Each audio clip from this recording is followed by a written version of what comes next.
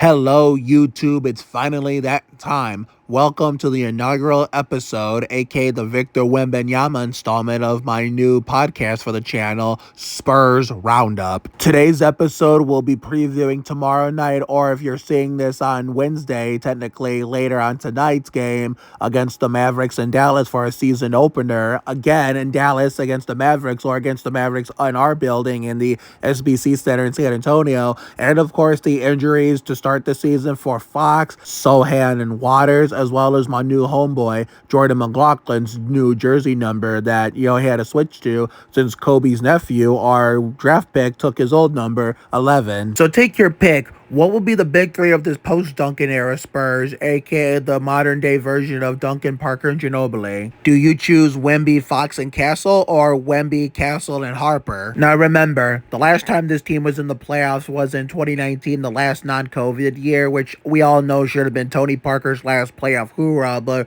we all know we can't have nice things, unfortunately, especially in San Antonio. In a season that would have been nice to have a playoff hoorah by himself after Duncan and Ginobili retired in 2016 and 18, we are looking to go back there for the first time since then, as it's been 6 years we've been stuck in purgatory with the playoff light being dark in the SAS and the SBC Center. With our new big three, Wemby, Castle, and Fox, as well as the big body being back in the three, being 1, 2, 3, 4, 5, as well as, Wembanyama looking to be the next great Spur after the Admiral and the big fundamental, saying he's a Spurs for life, but those who say, but that's what the jailbreak said, but Wembanyama's not jailbraids. Everybody's different. And Dylan Harper and accepting coming off the bench and waiting his turn, the Spurs look to wreak some havoc and invade the American Airlines Center and potentially spoil the NBA debut of Cooper Flagg on his own home floor for his new team. Isn't it always a coincidence that in recent years since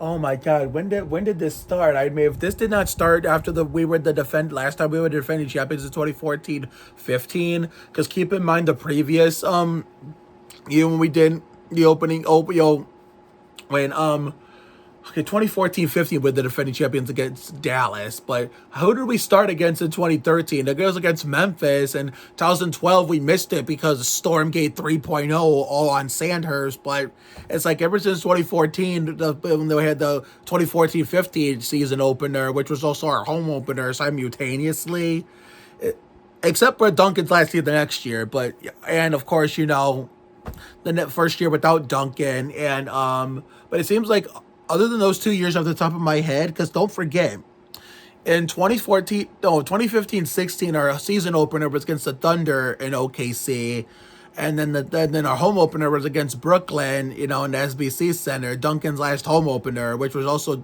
the game before was Duncan's last season opener. And the next year, the first year without Duncan, was a season opener against the Warriors, where he blew them out of their own gym in the Live in La Vida Lab Rats era. And then the home opener was against was it the fucking Pelicans? It was on NBA TV and Fox Southwest, so we won that one.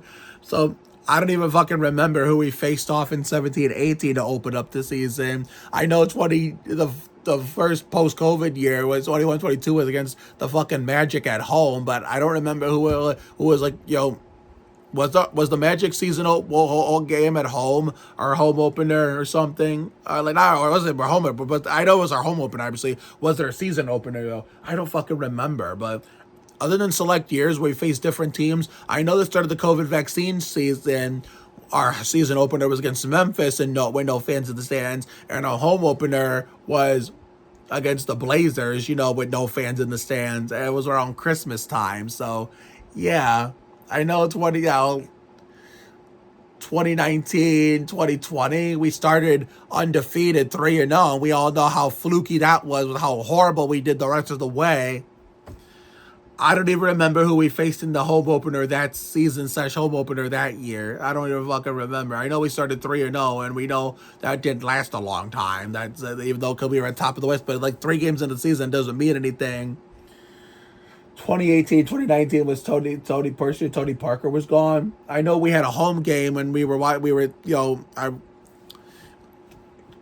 man, it's like if we're not facing other teams in the home / season opener, it wasn't always the home opener. I mean, anyway, let's get to the point.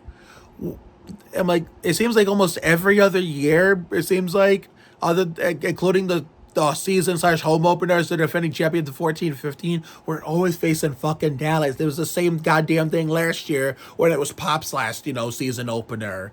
I think, yeah, 24-25 was the same thing. 23-24 was also against Dallas, but also in San Antonio. It was like, yeah, every other year was different except for select years. We faced Dallas the one time in 14-15, but every year was different. But it's like ever since Wembanyama's rookie season, it's against fucking Dallas, whether it be in our home floor in the SBC Center or down there in American Airlines Center. It's like, I'm getting fucking tired of playing Dallas as our first game of the season, whether it's our home slash season opener or our season opener on the road. It's like, can this be different one fucking time? I just asked for it to be one time to be different where we start a season facing somebody else other than fucking Dallas. It's like, I have nothing against the Mavericks, but it's getting tired of seeing the same season opener every single year over and over and over again.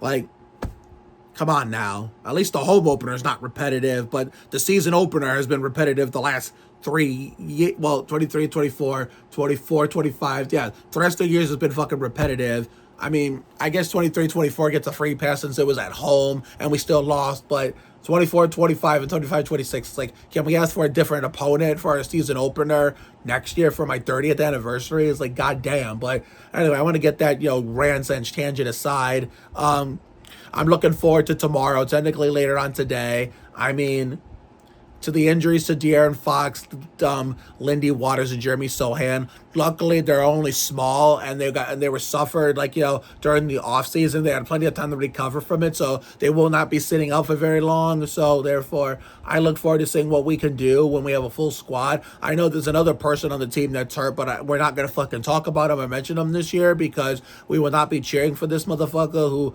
wrongfully took Patty's number. And if anything, we should have granted him said you cannot take this number because we're planning to put it in the rafters for one of our all-time franchise greats. So the best we can offer you is 88. Kind of like how they should have gave Aldridge, his college number to keep giving his own identity as Antonio instead of Bowen letting him take, his number out of retirement for him to keep his Portland identity. So therefore, will not be cheering for that imposter and Patty Mills number this year. All I want for him is just to be off the fucking team as soon as possible so we can put Mills up there in the rafters where he belongs. Same for anybody who comes in and takes the 15 and 31 as those the two numbers along with Patty should be disallowed from ever being used in San Antonio again out of respect for Bonner, Malik Rose, and Patty Mills. That way they can go in the rafters at SBC Center and also be transferred to the new arena whenever we get that right where it belongs. But apparently the Holds, Brian Wright prop in the front, the Holds, Mitch Johnson, Brian Wright prop in the front office don't fucking learn. So therefore,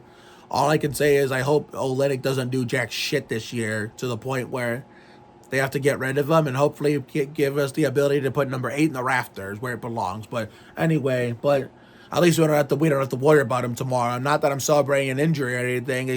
I'm just glad we don't have to see that another imposter in San Antonio right off the bat. Eventually we will, but it'll be nice to start the season not to see someone else in another Spurs greats number that should be up there, or let alone now that it's not up there yet. It should have been disallowed along with the 31 and a 15, but that's enough of that. But I think if Carter and Dylan play well together, I have this gut feeling since Fox is out, there's going to be a chance that we're going to see Harper and Brian on the floor at the same time during the random points of the game. But I don't think obviously Luke Cornett and Luke and Victor are going to play at the same time, but I do not see Luke, Victor, and my homeboy Bismack being on the floor at the same time. If anything, it's just going to be like Tim Duncan, David Robinson, and Malik Rose back in the day.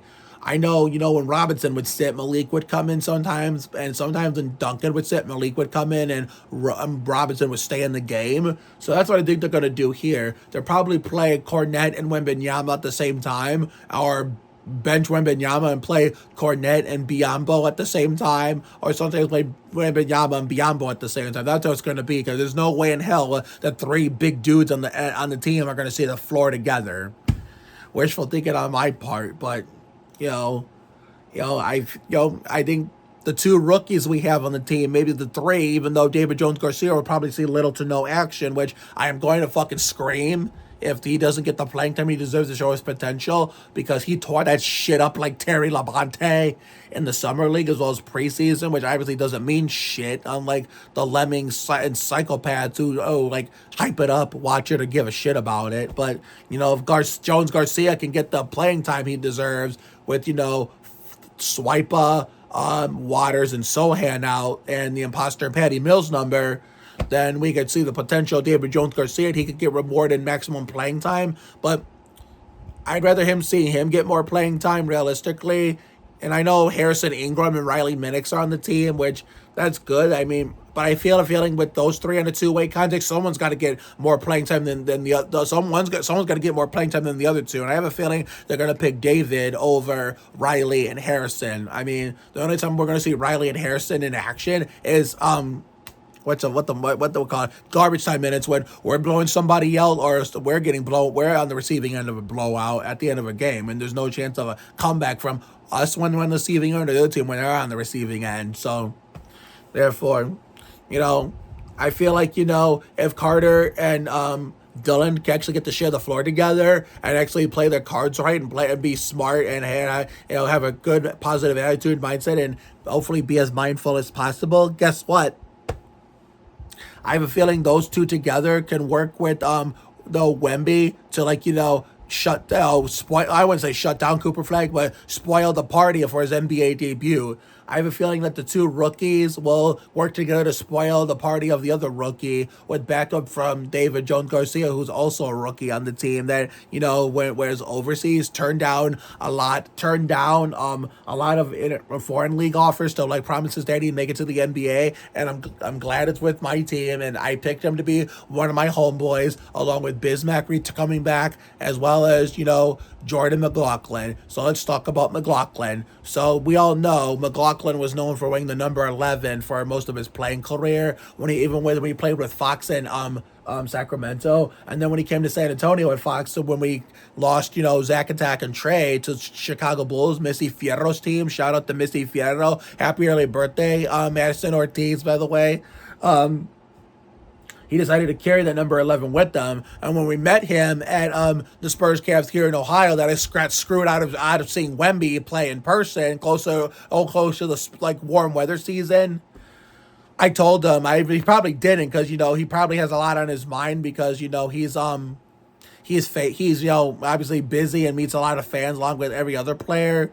He probably, I told him, tell De'Aaron, your teammate from you carry with you from Sacramento to here, that I hope his finger feels better. Obviously it does now, but since Carter decided to take the number 11, that I thought McLaughlin was off the team, but apparently they decided to bring him back when McLaughlin had to pick a different number. I just pray to God that he didn't take the number 8, which we all know some fucking asshole already did. That's on our team. And, a lot of people haven't liked him since what he did to Kevin Love in 2015. And I don't blame Cavs fans for that, even though I don't fucking like those Cavaliers, the 2016 fraudulent, luck-based, undeserved, fake-ass Mickey Mouse champions. But that's neither here or there. But I was praying he wasn't going to take the 15 or the 31, and he just decided to take the number 0, which I guess is a respectable choice. So therefore, it'll give McLaughlin his own identity, and it'll give, Carter Bryant his own identity by erasing the king of bitching it up from our fucking history. And with Luke Cornett taking the 7, which, we could, since, that crazy motherfucker named Primo that was a failed experiment, took, said player's previous number. Guess what? He was basically the imposter for Fabricio Oberto's number. Obviously, we're not going to retire Fabricio Oberto's number, because sure, he won a championship with the Spurs, but he never had a huge impact with us or stayed here with us long term like Bonner, Rose, and Mills did. So obviously no, but he's an all-time San Antonio champion, which Bryn Forbes turned out to be the imposter in Fabricio Oberto's number. I could say about Luke Cornett, but Luke Cornett gets a free pass because I actually like Cornett, and Fabricio Oberto is an all-time Spurs great that had a huge impact on the team, whereas here long term. The only reason why Forbes doesn't get a free pass is because I didn't fucking like him, because he sucked ass in San Antonio, except for every now and then when he could shoot the lights out, like the Martin Luther King game right before COVID hit against the Suns in Phoenix. And whenever he played amazing, and with Parker leaving and Murray getting injured in the preseason and wiping out his whole 2019 potential breakout season, he played great. But other than that, he sucked monkey in San Antonio. Everywhere else he went, he was phenomenal until he beat up his baby mama and rightfully got sent to jail. So that's where I hope he's fucking at right now. But if they released him like it's rumored, then I hope he's shitting it up down there in China for the Chinese bootios. So yeah, he did not deserve the number 7. Like, that was Fabricio's number. At least Luke Cornett can try to fill Fabricio Berto's shoes. And, Carter taking the 11 will erase that crazy motherfucker / failed experiment, Primo, and the king of bitching it up from our history. Just like Ron Harper's little boy is erasing, he that shall not be named, the traitor from our history. We all know damn well now he's not getting that fucking jersey retired. And why would he when he gets booed every time he comes to San Antonio, no matter what team he plays for? Guess what? I'll boo his ass too, even if it's from the fucking TV in the office where I watch my Spurs or NASCAR. I will boo that clown until the end of despise him until the end of time. But therefore, at least McLaughlin will get an even truer identity with the number 0, since Carter will make his own identity with the 11. So I'm happy that McLaughlin was nice enough to give up that number for let Carter have it. So then he picked up the 0, since Keldon only wore it to let Chris Paul still wear it, keep his iconic identity. When he went back to the Clippers to play with the backstabber, Keldon took back the 3. So therefore, Keldon gets his own identity back. So therefore, that's going to be nice to see. So let's preview the injuries to Fox and Sochan and Waters had something in his eye, a problem with his eye. So luckily it's really minor, so he won't be out for too long. He should be back in no time. And then Sochan has been always having trouble with his fingers and thumbs. But thankfully, it's just a mild strain or brain or whatever they said, and he shouldn't be out for long either. Fox is out until November 1st, so he had that hamstring over the summer, which luckily he had plenty of time to recover from it. So he's only going to go into the first couple games until November 1st. So hopefully all 3 of those dudes will be back in time for the next Sunday's game. Well, not this Sunday, but the Sunday after, the 31st, November 2nd against the Suns in Phoenix. I know it's the worst kept secret along, but it's basically all but confirmed at this point, where I'll talk more about it in a separate video if we're able to squeeze it into a Spurs game review, or you have to address it into a separate Spurs roundup episode. So therefore, I'm looking forward to tomorrow night. Hopefully my mother comes in the clutch and gets us 4 Cokes. 2 for the game tomorrow night and 2 for after we get back from Cedar Point on Thursday, or we could use it on Friday after the basketball game that we're playing in for our job, which was the first game of the season in the nation we call Northeast Ohio. The window's fucking fixed. I will address that in the next video, and we'll finally, address what the fuck happened that night, on the 90th anniversary of Duncan's retirement. I got all my medicine back, so the world is fucking healing. See you guys tomorrow, technically later on tonight, for the Spurs home season opener against the Mavericks in Dallas, where it's going to be 3 rookies battling it out. Harper and Bryant versus Flag, and 2 generational talents considering the Spurs Mavericks rivalry, Wembanyama versus Flag. Have a good night tonight and a better day tomorrow. Take care, everyone. Good night. See you guys tomorrow night for the Spurs game review. Technically later on tonight, going into Thursday morning of the Spurs game review of the season. And the next video outside of the Spurs will be the Cedar Point finale of 2025, which will probably get uploaded Friday during the basketball game I'm in, and Saturday we get to sleep all day, a free day off. We get to enjoy it, because Thursday running around Cedar Point and Friday running up and down the basketball court's gonna fucking whoop my ass. We'll be fully charged for Sundays. Old Dominion 500 is Spurs home opener at the same damn time. The race on the TV and the game on the computer on that website I found. It's all coming together. Go Spurs, go! See you all tomorrow night. Technically later on tonight, everyone. Wembanyama! This has been the inaugural episode of Spurs Roundup, marking the Victor Wembanyama installment. The Dylan Harper installment will address, and preview the Friday night game after my basketball game with my job going against the Pelicans, also on the road before we open up the season at home on Sunday during the Old Dominion 500 at Martinsville. See you guys then. Go Spurs Go.